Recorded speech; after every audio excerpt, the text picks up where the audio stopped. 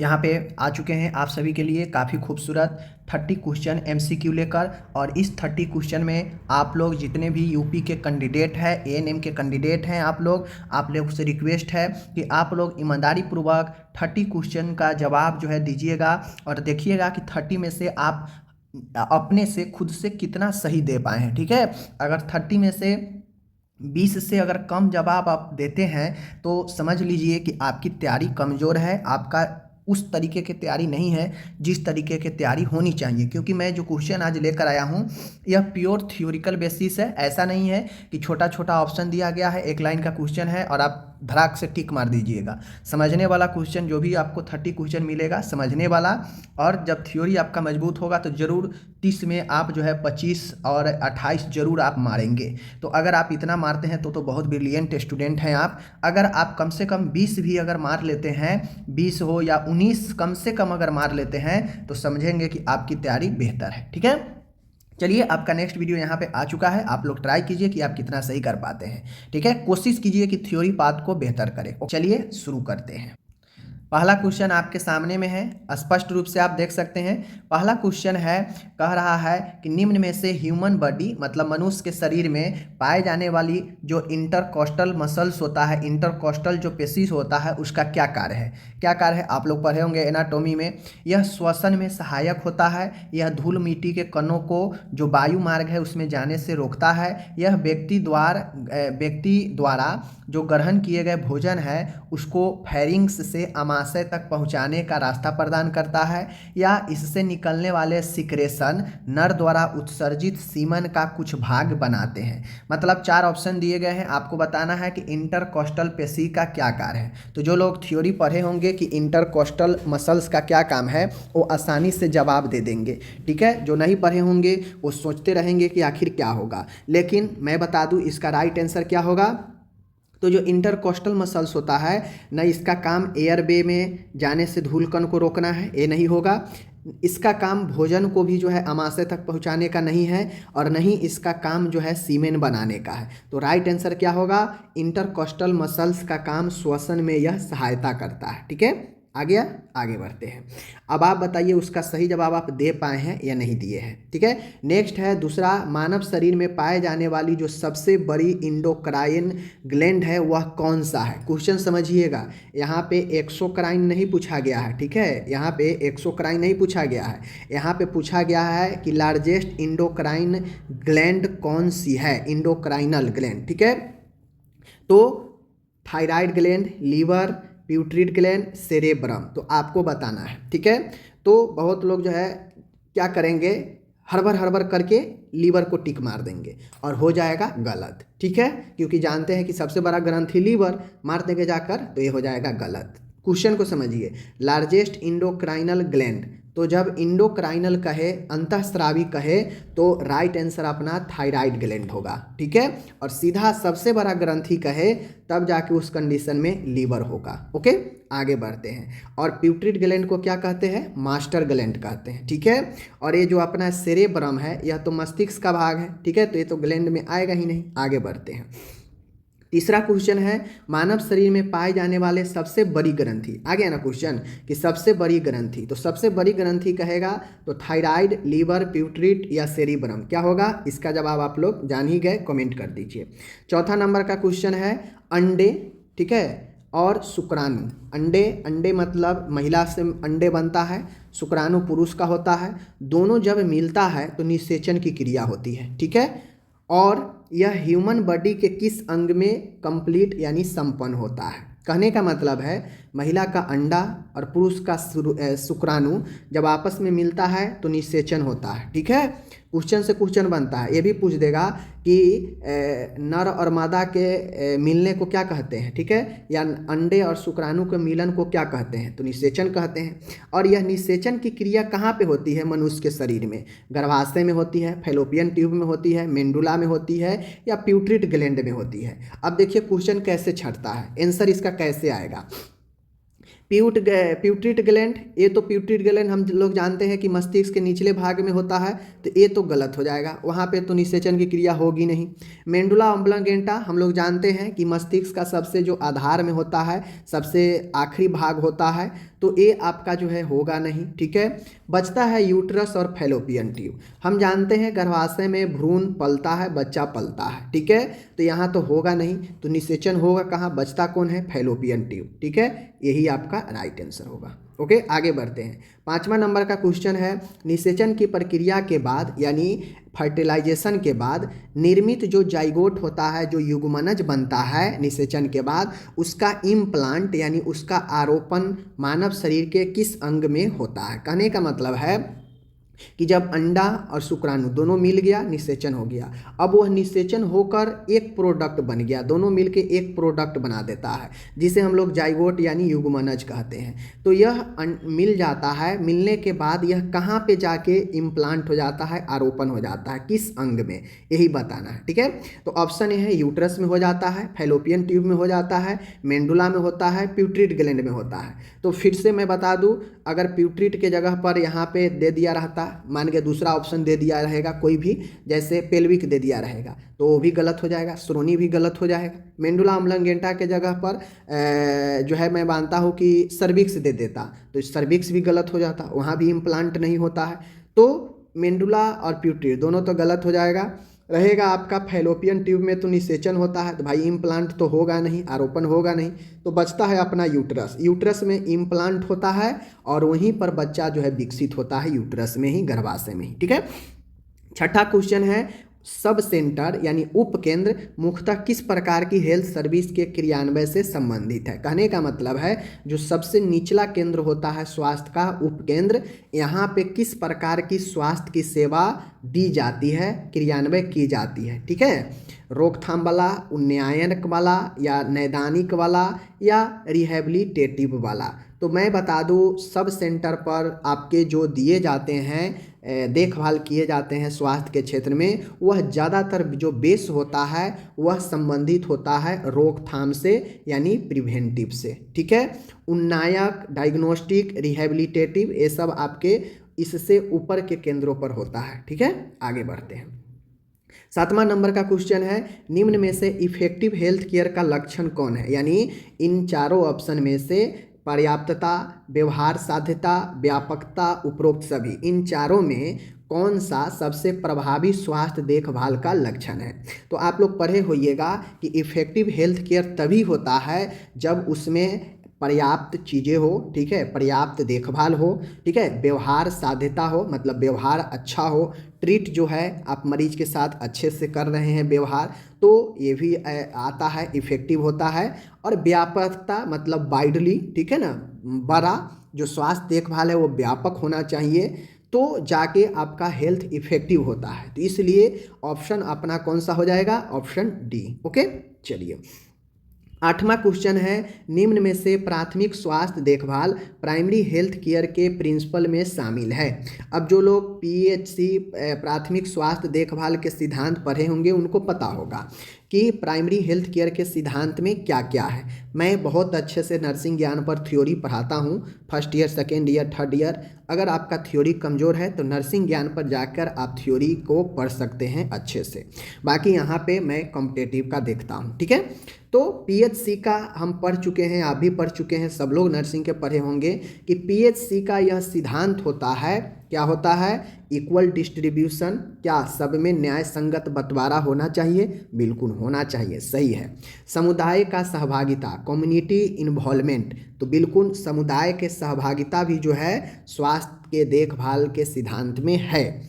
उसके बाद appropriate technology, उपयुक्त तकनीक का इस्तेमाल, ठीक है, तो ये भी चीज़ें जो है इसके देखभाल में है। अब जो लोग पढ़े ही नहीं होंगे प्राइमरी हेल्थ केयर के सिद्धांत, principle of primary health care, उनको क्या पता है कि उस सिद्धांत में क्या क्या चीज़ें हैं। तो उस सिद्धांत में इक्वल बंटवारा भी है, समुदाय की ज़्यादा से ज़्यादा सहभागिता हो, ऐसा देखभाल हो, तो ये भी सही है, और उपयुक्त तकनीक हो, ये भी सही है। तो ऑप्शन हमारा D, all of the above हो जाएगा। ओके, आगे बढ़ते हैं। अब यहाँ पे आ गया 9वां क्वेश्चन, निम्न में से प्राइमरी हेल्थ केयर का सिद्धांत है। ठीक है, यहाँ पे क्वेश्चन जो है अब यहाँ पे आ गया क्वेश्चन, क्या कह रहा है कि निम्न में से प्राइमरी हेल्थ केयर का सिद्धांत है। क्वेश्चन देखिए चेंज करता है, जैसे 4 ऑप्शन है, यहाँ पे पूछ दिया कि निम्न में से जो है प्राइमरी हेल्थ केयर का सिद्धांत कौन सा है, तो 4 है, तो 4 में से या तो ए बी दे देगा, तो लिख देगा ए प्लस बी दोनों, ठीक है, या फिर एक रहेगा तो 3 ऐसा दे देगा जो नहीं है, और एक रहेगा जो उसका सिद्धांत होगा। तो इस टाइप से पूछता है, ठीक है ना, या ए बी सी दे देगा तीनों सिद्धांत, चौथा दे देगा नहीं, और फिर एक ऑप्शन देगा ए प्लस बी प्लस सी तीनों है, बी में दे देगा ए बी है, सी में दे देगा सी है, मतलब सिर्फ ए है। इस टाइप से भी पूछता है, तो वो आपके ऊपर है, कोई क्वेश्चन में दम नहीं रहता है। निम्न में से प्राइमरी हेल्थ केयर का सिद्धांत क्या है, तो सिद्धांत हम लोग जानते हैं, क्या सिद्धांत मेंटल एबिलिटी मानसिक योग्यता होता है। हम कभी पढ़े हैं प्राइमरी हेल्थ केयर के सिद्धांत में मेंटल एबिलिटी के बारे में? नहीं, तो ये नहीं होगा, गलत है। अनुवांशिकता, क्या हम अनुवांशिकता के बारे में पढ़े हैं सिद्धांत में? तो ये भी नहीं होगा। स्वास्थ्य सेवाओं का न्याय संगत बंटवारा, equal distribution of health service, क्या ये आप पढ़े हैं सिद्धांत में कि सबके साथ न्यायपूर्ण जो है बंटवारा होनी चाहिए देखभाल की, स्वास्थ्य सेवा की? तो बिल्कुल आप पढ़े होंगे, अगर अच्छे से पढ़े होंगे, तो इसलिए ऑप्शन अपना सी सही हो जाएगा, और नन ऑफ द एबोव तो होगा ही नहीं। ठीक है, आगे बढ़ते हैं।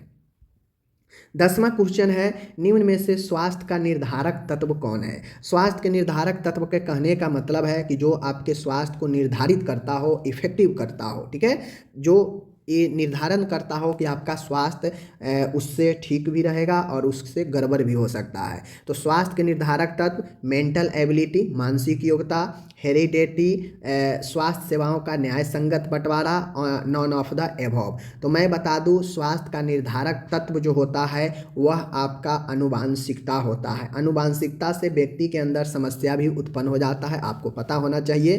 तो hereditary is the right answer. ठीक है, आगे बढ़ते हैं। आगे है 11 नंबर क्वेश्चन है, निम्न में से होम विजिट का सिद्धांत नहीं है। अब आप लोग होम विजिट पढ़े होंगे, सब मैं थ्योरी से निकाल के क्वेश्चन को लाया हूँ। अगर आप लोग प्रतिदिन देखिएगा तो बहुत सारे टॉपिक आपको समझ में आ जाएगा। अब देखिए होम विजिट का प्रिंसिपल पूछ रहा है, तो बहुत सारे प्रिंसिपल होता है होम विजिट का, जो पढ़े होंगे थ्योरी उनको पता है। ठीक है, तो होम विजिट के प्रिंसिपल में क्या नहीं है, इन 4 ऑप्शन में बताना है। यह पूर्व नियोजित प्री प्लानेड होनी चाहिए। क्या होम विजिट पहले से नियोजित होनी चाहिए? इसके अंतर्गत प्रदान की जाने वाली सर्विस के दौरान जोखिम युक्त लोगों को प्रायोरिटी दी जानी चाहिए, मतलब जो ज़्यादा गंभीर है पहले उसकी प्राथमिकता देंगे। क्या ये है इसके सिद्धांत में? इसमें फ्लेक्सिबिलिटी नहीं होनी चाहिए, मतलब इसमें जो है आसान चीज़ें, लचीलापन नहीं होनी चाहिए। ये क्या है, ये गृह मुलाकात के दौरान नर्स को आवश्यकता अनुसार परिवार के सदस्यों को स्वास्थ्य शिक्षा प्रदान करनी चाहिए। अब बताइए, जो थ्योरी नहीं पढ़े होंगे क्या उनसे क्वेश्चन सही होगा? नहीं होगा। तो यही मैं पूछ क्या रहा है, होम विजिट का सिद्धांत समझिए।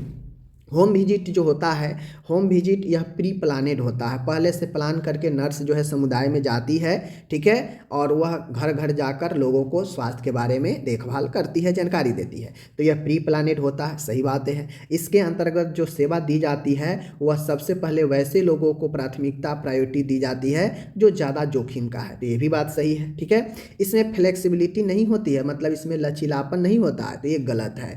ठीक है, होम विजिट में फ्लेक्सिबिलिटी होती है, ठीक है ना, ये ध्यान रखिएगा। तो इसके जो है सिद्धांत में जो है ये आपके गलत हो जाएगा, यहाँ पे नहीं कह रहा है, जबकि फ्लेक्सिबिलिटी इसमें होनी चाहिए। ठीक है ना। गृह मुलाकात के दौरान नर्स को आवश्यकता अनुसार परिवारों को सदस्यों को हेल्थ एजुकेशन प्रदान करनी चाहिए, तो बिल्कुल करनी चाहिए, ये है होम विजिट के सिद्धांत में। ओके, आगे बढ़ते हैं। 12 नंबर का क्वेश्चन है माय डियर, अच्छा क्वेश्चन है।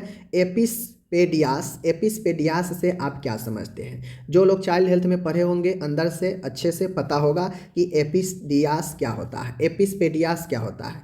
देखिए, एपिसपेडियास यह एक जन्मजात कुरचना है, मालफॉर्मेशन है जो जन्मजात होता है बच्चे में। जन्म के बाद बच्चे में पल्मोनरी धमनी एवं ऑरोटा के बीच असमान कनेक्शन का पाया जाना, क्या ये सही है? टेस्टिस का उदर गुहा में नहीं खिसकना, क्या ये सही है? यूरेथ्रल ऑरिफिस का सीसन के पृष्ठ पर होना, क्या सही है? यूरेथ्रल ऑरिफिस का सीसन के वेंट्रल सरफेस पर होना, क्या ये सही है? तो जो लोग पढ़े होंगे उनको क्वेश्चन का आंसर पता हो गया होगा, नहीं पढ़े होंगे बता दे रहे हैं। सबसे पहले एपिसडियास जो है किससे संबंधित है? एपिसपेडियास जो है यह बच्चे के जन्मजात बीमारी है, कुरचना है, जो मूत्र मार्ग से संबंधित यह समस्या है। होता यह है कि एपिसडियास में बच्चे का जो सीसन होता है, मूत्र त्यागने वाला जो पेनिस होता है, उसके पृष्ठ पर मतलब ऊपर के साइड में जो है क्या होता है, छिद्र हो जाता है, जबकि छिद्र सामने होना चाहिए आगे, ठीक है ना। जो ऊपर से जो ये सीसन का अगला भाग होता है जहाँ पे नॉर्मल छिद्र होना चाहिए आगे से, वो आगे से नहीं होकर यह पृष्ठ पर हो जाता है, ऊपर, ठीक है ना, पृष्ठ पर। तो ऑप्शन हमारा सी सही हो जाएगा।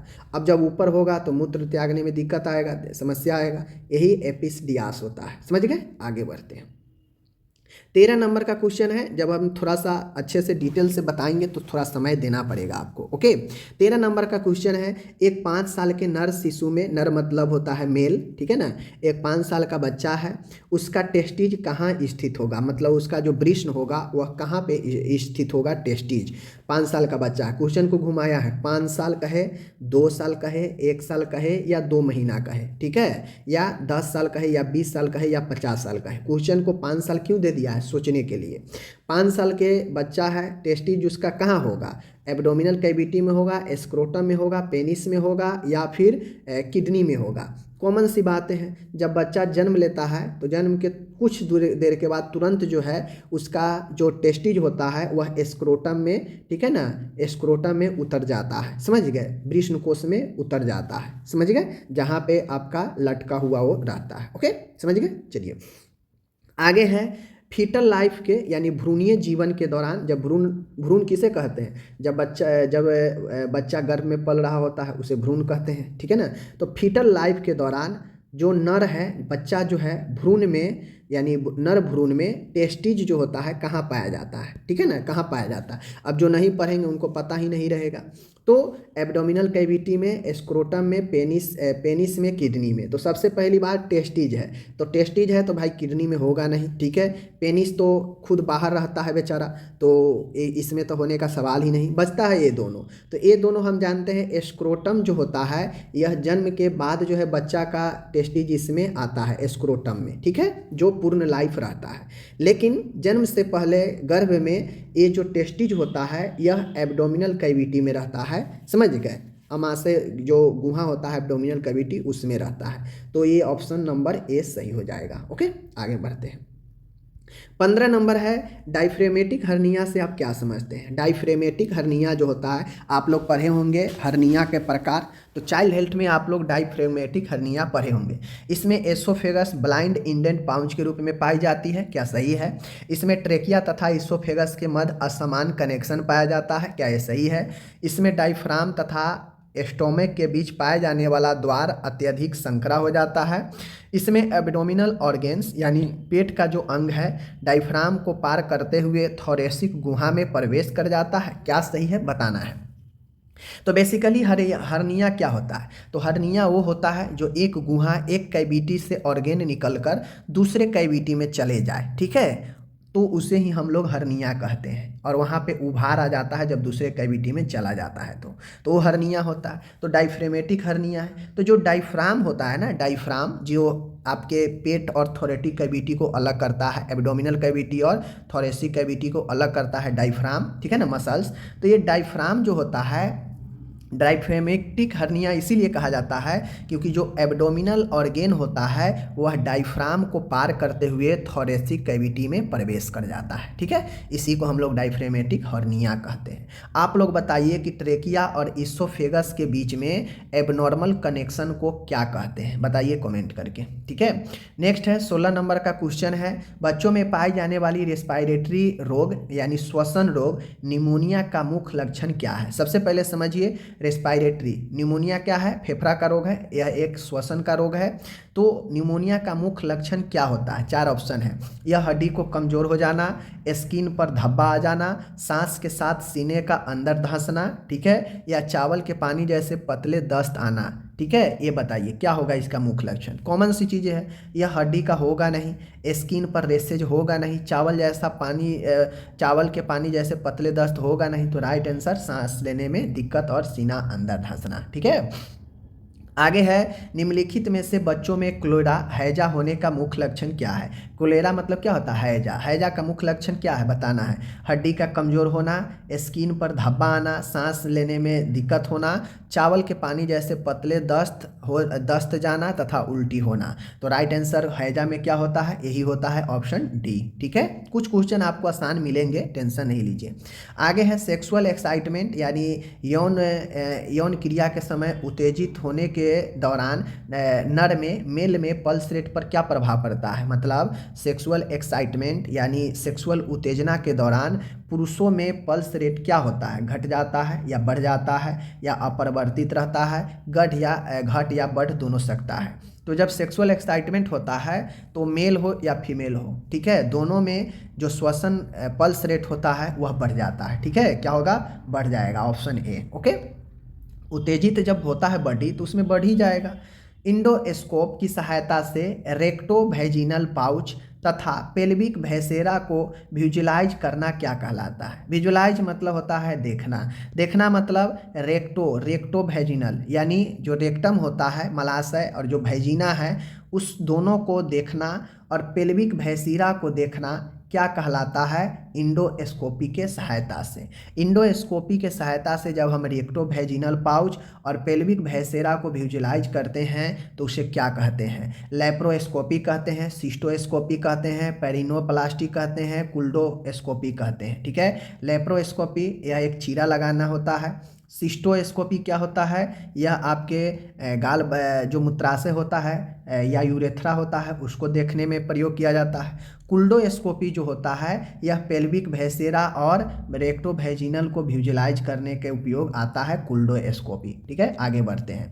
20 नंबर का क्वेश्चन है, सेक्सुअल एक्साइटमेंट के दौरान मनुष्य के जो पुरुषों के जननांगों की ओर रक्त प्रवाह ब्लड फ्लो प्रायः क्या होता है? मतलब जब सेक्सुअल उत्तेजना होता है तो पुरुषों में जो जननांग है, सेक्सुअल ऑर्गेन है, उस साइड ब्लड का फ्लो क्या होता है? क्या पड़ता है प्रभाव? बढ़ जाता है, घट जाता है, अपरिवर्तित रहता है, घट या बढ़ सकता है। तो मैं बता दूं, जब उत्तेजित होता है मेल का ऑर्गेन, ठीक है ना, गुप्तांग, तो उस ओर जो होता है रक्त प्रवाह जो है आपको बढ़ जाता है, ऑप्शन ए। ठीक है, इसी के कारण, बढ़ने के कारण ही इरेक्शन जो है आपके आते हैं पेनिस में। ठीक है, आगे बढ़ते हैं। 21 नंबर का क्वेश्चन है, सेक्सुअल एक्साइटमेंट के दौरान महिलाओं में होने वाला परिवर्तन नहीं है। कौन परिवर्तन नहीं है? सेक्सुअल एक्साइटमेंट यानी सेक्सुअल उत्तेजना के दौरान महिलाओं में होने वाले परिवर्तन कौन नहीं है? पेशीय तनाव का बढ़ जाना, क्लिटोरियस का तन जाना, पल्स रेट बढ़ जाना, पल्स रेट घट जाना। तो देखिए, जब सेक्सुअल एक्साइटमेंट होता है पुरुष या महिला में तो पूरा मसल्स जो है तनाव हो जाता है, बात सही है। ठीक है, क्लिटोरियस जो होता है जो कि पेनिस के जैसे होता है महिलाओं में, ठीक है, इसमें उत्तेजना आता है तो ये भी तन जाता है। पल्स रेट बढ़ जाएगा लेकिन पल्स रेट घटता नहीं है। ठीक है, तो ये आपका गलत हो जाएगा। ओके, आगे है 22 नंबर का, सेक्सुअल एक्साइटमेंट के दौरान महिलाओं के योनि में क्या प्रभाव पड़ता है? जो है परिवर्तन देखने को मिलता है? तो शुष्क ड्राई हो जाता है, लुब्रिकेंट हो जाता है, अत्यधिक नैरो हो जाता है, अत्यधिक छोटा हो जाता है। तो सेक्सुअल एक्साइटमेंट के दौरान पुरुष या महिला हो, सब में जो है उत्तेजना, ठीक है, हो ही जाता है, लेकिन महिला का जो योनि होता है वह ड्राई नहीं होकर लुब्रिकेंट होता है, मतलब गीला होता है। ठीक है, आगे बढ़ते हैं। 23 है, निम्न में से किस बीमारी से ग्रसित रोगी में अवसरवादी संक्रमणों की होने की संभावना बढ़ जाती है? अवसरवादी होने का मतलब होता है कि जब भी मौका मिलेगा संक्रमण प्रवेश कर जाएगा। ठीक है ना, तो एक ऐसा बीमारी है जिससे ग्रसित होने के बाद बहुत ज़्यादा चांसेज होता है कि आपको इन्फेक्शन हमेशा होते ही रहता है, क्योंकि यह आपको इम्यून सिस्टम को कमज़ोर कर देता है, वीक कर देता है, डिफिशियंट कर देता है। तो पोलियो, क्षय रोग, रेबीज, एड्स, तो आपको पता है कि किसमें जो है इम्यून सिस्टम कमज़ोर हो जाता है, डिफिशियंट हो जाता है, तो वो होता है अपना एड्स। एड्स जैसे ही किसी मरीज को होता है तो व्यक्ति में एड्स से जितना ज़्यादा समस्या नहीं होता है उससे ज़्यादा समस्या जो है उसके इम्यून सिस्टम कमज़ोर होने से होता है। जैसे ही इम्यून सिस्टम कमज़ोर होता है व्यक्ति में अनेकों संक्रमण आने की संभावना बढ़ जाता है, अवसर बढ़ जाते हैं। ठीक है, इसीलिए एड्स को काफ़ी खतरनाक कहा जाता है, क्योंकि ये तो रहता ही है बॉडी में, साथ में यह अपने साथ बहुत सारे इन्फेक्शन को जो है न्योता अवसर प्रदान करता है बॉडी में आने का, ठीक है, क्योंकि यह इम्यूनिटी को कमज़ोर कर दिया रहता है, जिससे हमारा बॉडी लड़ नहीं पाता है इन्फेक्शन से, ठीक है ना। 24 है, निम्न में से ट्यूबरक्लोसिस का मुख्य लक्षण क्या है। अब जो लोग ट्यूबरक्लोसिस अच्छे से पढ़े होंगे उनको पता है कि टीबी में क्या होता है। खांसी के साथ खोखो जैसी आवाज़, खोखो क्या होता है, गलत, ठीक है। 2 सप्ताह से अधिक खांसी, रोगी को उल्टी एवं दस्त होना, जबड़े चेहरे पीठ की मांसपेशियों में ऐंठन होना। तो सबसे पहली बात है, जबड़े चेहरे पीठ की मांसपेशी में ऐंठन, कोई लेना देना नहीं है। रोगी को उल्टी दस्त होना, कोई लेना देना नहीं है। खांसी तो होता है व्यक्ति को, बट खो खो जैसी आवाज़ का कोई मतलब नहीं बनता है। तो अपना क्या होगा, 2 सप्ताह से अधिक खांसी होना। और वैसे लक्षण की बात किया जाए तो टीबी वाले पेशेंट में एनीमिया भी हो जाता है, ऑक्सीजन की कमी हो जाती है, ठीक है, श्वसन कष्ट हो जाता है व्यक्ति में, सांस ठीक से नहीं ले पाता है, दम फूलने लगता है, ठीक है ना, और व्यक्ति को जो है समस्या ये होने लगता है। तो बहुत सारे लक्षण होते हैं, जब आप डिटेल से पढ़ेंगे तो पता लगेगा। 25 नंबर का क्वेश्चन है, टाइफाइड एक संचारण मुख्य रूप से किस मार्ग द्वारा होता है। टाइफाइड का जो संचरण होता है, कम्युनिकेबल जो होता है एक से दूसरे में, वह किस मार्ग द्वारा होता है। तो टाइफाइड ओरल फीकल द्वारा होता है, ड्रॉपलेट द्वारा होता है, अनप्रोटेक्टेड सेक्सुअल इंटरकोर्स के द्वारा होगा, या पैथोजन के घाव में प्रवेश करने से होगा। तो सबसे पहले जो भी रोगजनक है उसका घाव में प्रवेश करने, पता है कि कोई भी पैथोजन जो रोगजनक होता है अगर वो घाव में प्रवेश करता है तो क्या करता है, वह टिटनेस करता है, टिटनेस, ठीक है, टिटनेस करता है। नेक्स्ट है, असुरक्षित यौन संबंध के द्वारा अगर अनप्रोटेक्टेबल सेक्सुअल इंटरकोर्स अगर कोई बनाता है किसी के साथ, तो उससे क्या होता है, उससे आपका एड्स होगा, उससे आपका जो है हेपेटाइटिस वगैरह जो सेक्सुअल ट्रांसमिटेड रोग होगा वो होगा। बिंदु ड्रॉपलेट संक्रामण जो होता है, जैसे खांसने, छींकने, बोलने से निकलने वाला जो छींटा होता है, उससे किसी दूसरे व्यक्ति में जो संक्रमण होगा वो ड्रॉपलेट होता है। ओरल फीकल द्वारा जो होता है, ओरल फीकल, ठीक है, इसके द्वारा जो आपका होता है टाइफाइड, ये सब जो है आपका typhoid, right answer option A होगा, ठीक है ना। 26 क्वेश्चन है, निम्न में से एपिडेमियोलॉजी के उपयोग में शामिल है। एपिडेमियोलॉजी में कौन, जो त्रिक विज्ञान होता है एपिडेमियोलॉजी, ठीक है, उसमें क्या शामिल होता है, एपिडेमियोलॉजी के उपयोग में क्या शामिल होता है। समुदाय के स्वास्थ्य का आकलन, स्वास्थ्य सेवाओं के नियोजन एवं मूल्यांकन में सहायक, बीमारियों के कारणों का पता लगाने में सहायक, उपरोक्त में से सभी। और जो लोग एपिडेमियोलॉजी पढ़े होंगे उनको पता है कि एपिडेमियोलॉजी का उपयोग कहाँ पे होता है। तो एपिडेमियोलॉजी का उपयोग स्वास्थ्य स्तर के आकलन में भी, ठीक है, स्वास्थ्य सेवाओं को नियोजन मूल्यांकन में भी सहायता करता है। यह बीमारियों को कारणों और पता लगाने में भी सहायक होता है। तो इसलिए ऑप्शन अपना डी होगा, ठीक है, राइट। आगे है 27 नंबर क्वेश्चन है, निम्न में से एपिडेमियोलॉजी मापन का साधन नहीं है। मतलब एपिडेमियोलॉजी का मापन का साधन इनमें से कौन नहीं है। डर, रेशियो, ठीक है, प्रोपोर्शंस, इम्यूनाइजेशन। तो एपिडेमियोलॉजी का मापन का साधन जो नहीं है वह आपका इनमें से इम्यूनाइजेशन, टीकाकरण। टीकाकरण कोई मापन का साधन, मेजर का साधन नहीं होता, ठीक है। तो मेजर का साधन प्रोपोर्शन है, रेशियो है और डर है, ठीक है। आगे बढ़ते हैं। आगे है 28 नंबर क्वेश्चन है, एक गर्भवती महिला द्वारा कम से कम कितनी एंटीनेंटल विजिट की जानी चाहिए। कहने का मतलब है कि एक गर्भवती महिला के द्वारा प्रसव से पहले यानी गर्भ के दौरान कितनी बार जो है विजिट करनी चाहिए जांच वगैरह के लिए, कम से कम कितनी बार, 4 बार, 2 बार, 3 बार, या प्रेगनेंसी के दौरान साप्ताहिक, ठीक है, साप्ताहिक। तो राइट आंसर क्या होगा, कम से कम महिला को एंटीनेंटल जो विजिट होता है वह 4 बार करनी चाहिए, ठीक है। आगे बढ़ते हैं। 29 नंबर क्वेश्चन है, अच्छा क्वेश्चन है, देख लीजिए आप लोग। क्वेश्चन है, लेबर की फर्स्ट स्टेज के दौरान होने वाला शरीर क्रियात्मक परिवर्तन है। कहने का मतलब है कि लेबर के फर्स्ट स्टेज के दौरान, आपको पता होगा लेबर के कितना स्टेज होता है, पढ़े होंगे तो लेबर के फर्स्ट स्टेज के दौरान जो फिजिकल चेंजेज होता है उसमें कौन कौन से चेंजेज होता है। दर्द युक्त गर्भाशय संकुचन, सर्विक्स का पूर्ण डिलेशन, लोअर यूटेराइन सेगमेंट का निर्माण, उपरोक्त सभी। तो जो लोग पढ़े होंगे उनको पता है कि प्रसव के फर्स्ट स्टेज में दर्द, पेनफुल यूट्रेशन, कंट्रैक्शन होता है, यानी गर्भाशय में दर्द के साथ संकुचन होता है। सर्विक्स का डिलेशन होता है, ये भी बात सही है।